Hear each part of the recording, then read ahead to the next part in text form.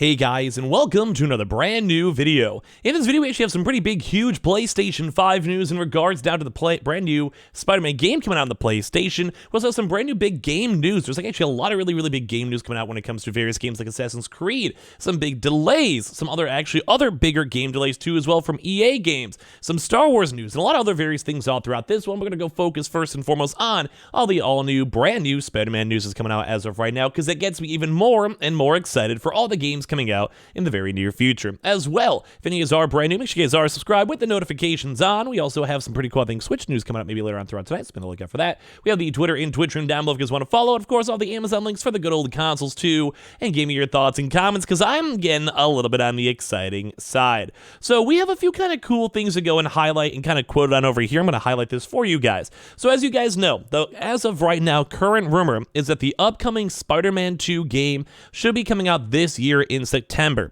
That is not 100% confirmed, but just based on all the public messages, the leaks, comments, also holiday season, everything in between, it just makes sense. So as we kind of go through this one, we're now seeing even more people getting hyped the heck up for when it comes to the brand new Spider-Man game. There's some quotes on over here stating, "Boy, am I excited about Spider-Man 2. There's obviously not much I can say, but boy, are we really working hard to try and make sure that this is the best game we've ever made, and we can't wait to share it with y'all. John Paquette, the narrative director at Insomniac Games." Now, as you guys know, Insomniac Games is the literal company themselves that is, well, making the game in general. And obviously, you always want to have these nice marketable moments and comments, and you want to make sure the games are always kind of cool, whatever. That's cool. We like that. We respect that. But one of the bigger things out here is, I just really want to play the game at this point. I don't know. Like, the very first Spider-Man game was one of the pinnacle of games. I really enjoyed it. I almost want to do a replay through of it before this game comes out. And that game was already pretty high up there. It has a really good narrative, good story, good gameplay, good lore, good game flow. And the game itself was an overall fun game. Combat was fun, everything was fun. It wasn't the perfect game, don't get me wrong, but I did really like it. But now we actually have a quote over here from the good old stream itself, which let me go do a little highlight for you guys right now. "Boy, am I excited about Spider-Man 2. There's obviously not much I can say, but boy, are we really working hard to try and make sure that this is the best game we've ever made, and we can't wait to share it with y'all. Boy, am I." Because, I don't know, I think it's cool. I can't wait to go and go play the game itself. I think it's going to be great, and we kind of go and see all these really nice developers that are just excited. Like, they're just excited to go and do it. They're just excited to go get to make the game. They're excited to get to go and just live and embrace all this type of stuff. I love it. I think this is something actually really cool. So, I don't know, it's going to be a little hyped up for it. We saw leaks, we saw the mocap, we saw the dialogue, we saw everything between it, and the fact that when we see these developers saying that we're going to go make one of the best games we've ever made, and then step it up even more, that makes me just more excited, because it means that they want to go put the absolute 100% passion into the game that they're making. And that's what I like to go and see in these day and ages. I don't want to see a game that's very mediocre like a Redfall, where you could tell the devs aren't excited. And if you were to have a lot of developers in a call like this and showcasing up streams and sitting in a group call together, and they're sitting there being like, "Oh my god, Redfall is going to be one of the best games we've had a chance to go and see in the first place." Yeah, okay, cool, fun, yeah. But they would be lying to our faces because they don't have the passion there. And that's why I've always really appreciated a lot of the Sony games and developments, because they know they'll put their whole entire reputation and ego on their back, and they'll try their best to make sure it's one of the best games they have a chance to go and play. And that's what I love, and that's what I like to go and see. So right now we're getting some really good vibes when it comes to Spider-Man news too as well. And it's cool because the very first game was a good game. It's one of the best-selling PlayStation games. And as well, a lot of people loved it. If you guys are watching this video, you guys probably have heard about it or talked about it or whatever it might go and be.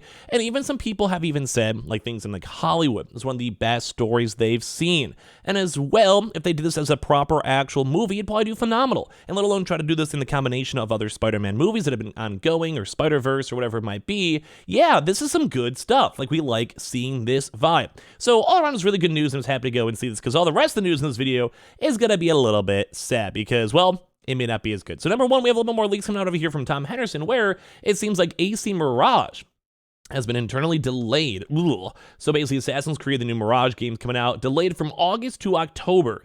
And as well, Nexus, Assassin's Creed's VR offering, has also been delayed a couple of months too as well. So one of the things that kind of makes me sad too is we've learned if a game gets delayed, that's almost never a good thing. I always like to give the companies and devs more time to go and cook or whatever it might be. You know, it's cool. It's nice. It's dope. That's awesome.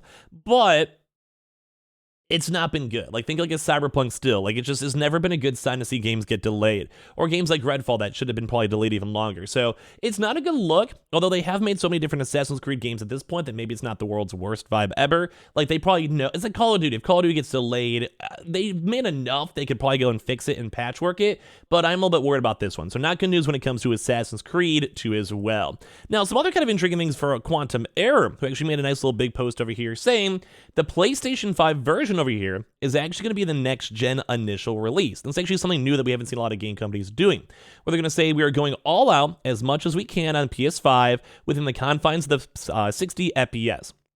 The PS4 version will be coming later down the road, and it will be a downgraded version. We are not sacrificing anything on the PS5 for PS4. So this is actually something I really like seeing, where we're seeing game companies being like, bro, we know the PlayStation 5 or the Xbox Series X is way better. We're going to make sure these statistics are good. We're going to make sure the game itself is good. We want to go put as much like processing, computing, whatever it might be, optimization to make sure the PS5 version is fantastic. And obviously, it sucks if you're still on a PS4 or on prior gen. I totally get it.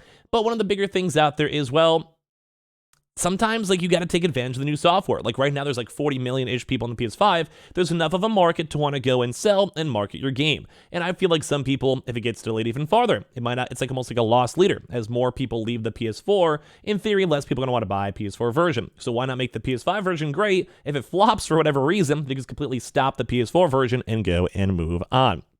Now, when it comes to all this other type of stuff, too, it's kind of just, I don't know. I like the idea that we're finally getting to this next-gen stuff. We've been saying this for a while. It's year 3, and it's just kind of cool to go and see bigger games out there finally taking the hit and moving on towards this. Now, that would, once again, suck if you're still on the PS4. I want you guys to be able to move on. I mean, I know it's expensive. Not everyone can do it, etc.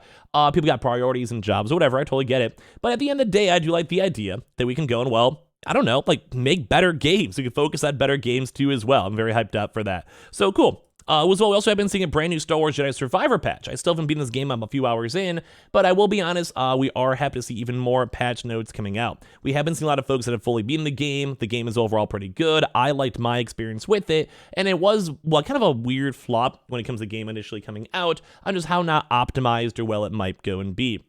That was one of my biggest critiques. A lot of games in areas at like 20 FPS for me having a really good PC. Console folks, too, as well, not loving it, but it's kind of nice to go and see that they did go have another console patch coming out, too, in the near future.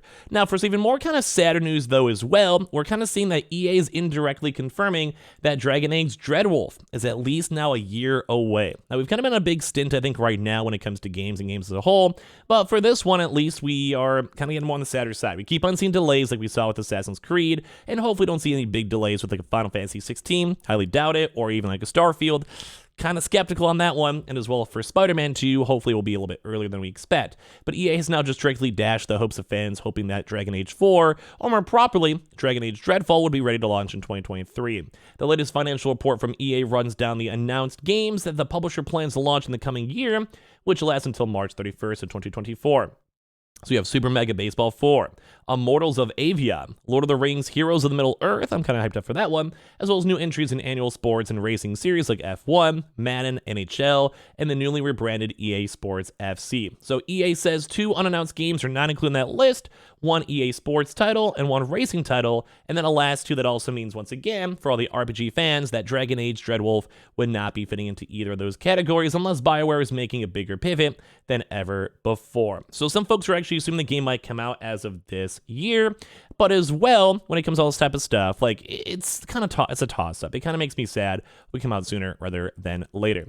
Now, a little bit of like a kind of a fun thing to go and showcase up over here we saw up on Reddit, where someone actually made a really cool Resident Evil little patch. It's a little thing to wind down the note. For the video where they have a bunch of cool little Resident Evil custom like case files with, like, you guys can kind of see like the custom designs, so them to go put the games and all the overall collection for all of the Resident Evil games, which is really cool. Like, I like this. They put a lot of effort and time into this. This is very, very cool. If someone were to buy this, they'd probably probably pay a lot of money for it, just from the thoughts and effort put into it. So very, very cool. And last but not least, we have the nice little thing over here too from Grub, where we got the good old Summer Games Fest schedule, the Xbox and PlayStation Bethesda type stuff. We also have the PlayStation over here for the 25th, and a few other various game shows in case you guys are curious, want to pause in the video.